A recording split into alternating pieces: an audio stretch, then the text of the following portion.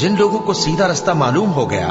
और फिर भी उन्होंने कुफ्र किया और लोगों को अल्लाह की राह से रोका और पैगंबर की मुखालफत की, वो अल्लाह का कुछ भी बिगाड़ नहीं सकेंगे और अल्लाह उनका सब किया कराया अकारत कर देगा। मोमिनो, अल्लाह का हुक्म मानो और पैगंबर की फर्माबरदारी करो और अपने अमाल को जाया न करो। जो लोग काफिर हुए और दूसरों को अल्लाह के रास्ते से रोकते रहे फिर काफिर ही मर गए, अल्लाह उनको हरगिज नहीं बख्शेगा। तो मुसलमानों, तुम हिम्मत न हारो और दुश्मनों को सुलह की तरफ न बुलाओ और तुम ही गालिब रहोगे और अल्लाह तुम्हारे साथ है, वो हरगिज तुम्हारे अमाल को कम और जाया नहीं करेगा। बस ए नबी, जिस तरह और आली हिम्मत पैगंबर सब्र करते रहे हैं उसी तरह तुम भी सब्र करो और इनके लिए अजाब जल्दी न मांगो।